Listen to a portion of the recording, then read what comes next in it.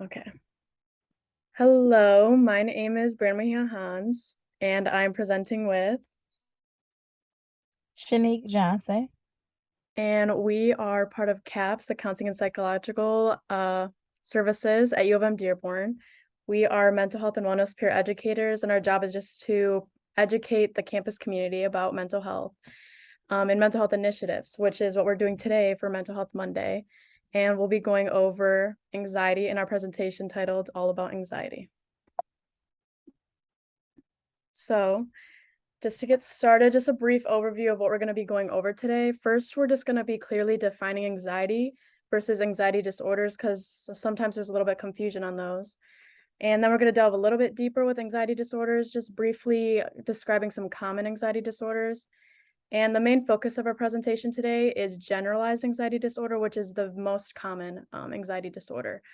And with that, we're just going to be going over the causes of GAD, which is what it's our acronym is GAD. So we'll just go over the causes of GAD, treatment and prevention of GAD, and then just some closing points and some contact information for CAPS as well. So first, just about anxiety.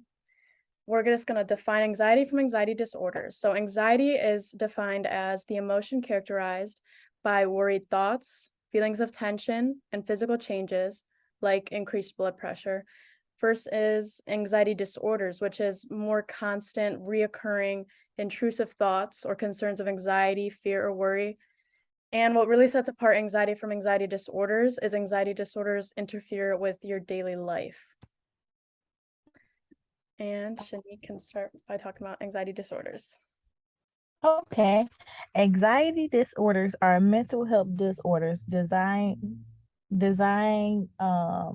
which is identified by feelings of worry, anxiety, or fear that has a strong enough hold to interfere with our daily life. So it can completely hinder you from being great, from going to work, going to school.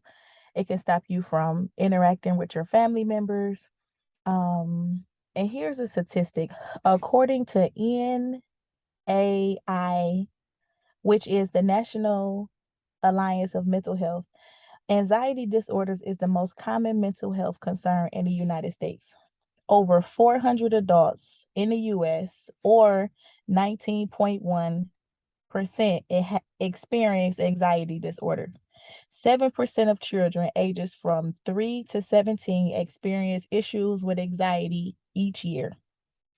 And a fun fact is most people develop symptoms before the age of 21. Okay, right here we're going to discuss some common disorders. So we have panic disorder, which involves frequent and unexpected panic attacks. So some symptoms of panic attack are pounding, racing of the heart, sweating, throbbing, tingling, chest pounding, feeling like and out of being out of control. So you really can't control what's going on. The next one we're going to briefly talk about is social anxiety disorder, which involves intense and persistent fear of being watched and or judged by others, and a general instant of fear of social situations. So this can take place at any time out when you're out and about. And some of the symptoms are you're sweating, throbbing, stomach aching, rigid body postures, difficulty with keeping eye contact, being around people that you don't know, and feeling of fear of people will judge you negatively. And last but not least, we're going to talk about phobia related disorders. Involve intense fear or a version of specific objectives and situations such as flying, heights, specific animals, knees, blood, or throwing up.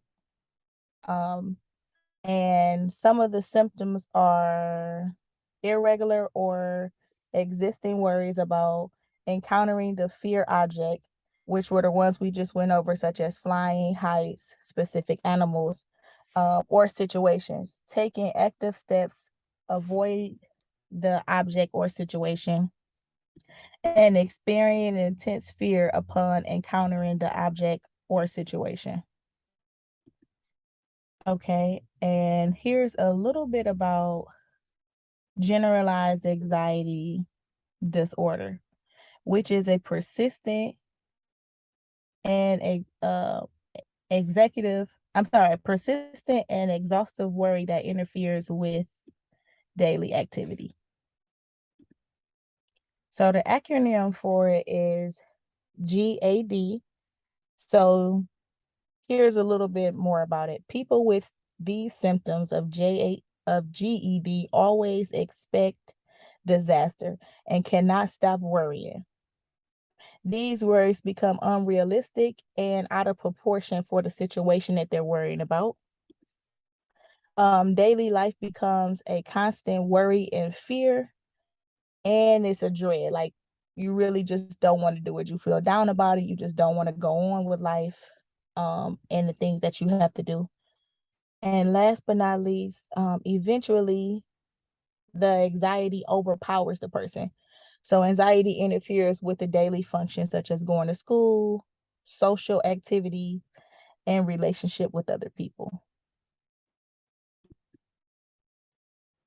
So now we're going to discuss some of the causes of JAD, which is it can be genetic. So what causes it? It can be genetic, and what I mean by that is it could be in your in your family history. So like if your mom had it, cousins had it, relatives had it. Another cause can be like a traumatic event. So recent or prolonged um events that happened to you when you were younger can sometimes trigger it. And stressful environments, and also constant use of caffeine and tobacco can cause anxiety. It can make it get worse than what it is. And then last but not least, childhood abuse and bullying can certainly cause GAD to get worse. Now we're going to talk about who's seeking help. I thought this was interesting, these facts about who's seeking help. Okay, so anxiety disorders are highly treatable. Yet only 36.9 of those who are suffering receive treatment. GAD affects 6.8 million adults, or 3.1 of the United States population. Yet only 43.2 are receiving treatment. Women are twice likely to be affected by GAD versus men. And GAD often concurs with major depression. So these people that have GAD or just any anxiety disorder in general, what could they be doing to prevent or treat GAD? So first, there's three main ways in a clinical setting that they kind of go over this. So you could be receiving CBT, which is cognitive behavioral therapy. This is the most common use of therapy. It's well studied, like the golden standard for psychotherapy, and it teaches you different ways of thinking, behaving, and reacting to situations to help you feel less anxious and worried. Next, we have ACT, which is acceptance and commitment therapy. This is a more recently used of psychotherapy form, and it uses strategies such as mindfulness and goal setting to reduce your discomfort and anxiety. And both of these are more one-on-one with the therapist, both of these therapy sessions. And next we have medication. So people can also take antidepressants such as selective serotonin reuptake inhibitors, or SSRIs, the common acronym for that. Serotonin norepinephrine reuptake inhibitors, SNRIs, and anti-anxiety medications like benzodiazepines. Another common way to treat anxiety disorders and GAD specifically is through support groups. So this is just a self-help or support group where group members that share the same anxiety disorder as you share their problems and achievements with you and other people in the group. And this is just kind of a great reminder that you're not alone in your struggles, because I think a common feeling of people who suffer through anxiety disorders, especially GAD, is they feel very alone, and it kind of exacerbates that anxiety. But support groups are a great way to combat that loneliness that you can feel. Another way is implementing healthy habits. So implementing certain healthy choices in your daily life, like reducing caffeine intake and getting adequate sleep, can really help. And then also some stress management techniques like exercise, mindfulness, meditation. There's so many ways to reduce daily stressors. And this can help reduce anxiety symptoms when paired especially with standard care. So how do you help yourself or others if you or they are suffering with GAD? So first, stay educated. Just by knowing all the information that we're kind of treating you as like a really great first step. We're kind of talking about treatment prevention options, know the warning signs of GAD, and know and stay up to date with the current research.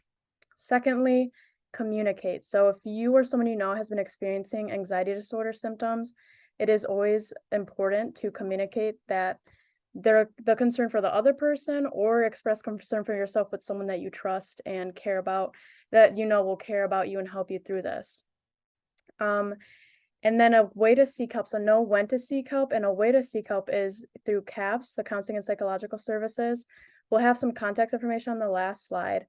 And then also I added this little link here because I thought that was really helpful. It's a behavioral health treatment services locator at findtreatment.samhsa.gov. And I think that's a really great way to kind of just start researching different facilities that kind of offer help for these type of anxiety disorders. Okay, and in conclusion, anxiety acts as a fleeting emotion or as a constant disorder. Anxiety disorders are common and interferes with daily life. GAD is the most common anxiety disorder. Knowing the cause, symptoms, and treatment. Never hesitate to reach out. Mm-hmm. And just a final thank you for coming to our presentation. If you have any questions or comments, we'll be open to take those at the end of this presentation. And just a final point is just the email and the number and the room number for CAPS. Our email is umdearborncaps@umich.edu. You can call our office at 313-593-5430. And finally, we're located in the UC, or the University Center, on the second floor in room 2157, which is, if you just go up the stairs or get off the elevator, it's right in front of you. So if you ever need any other resources or want to just talk, then we'll be always there to help you guys.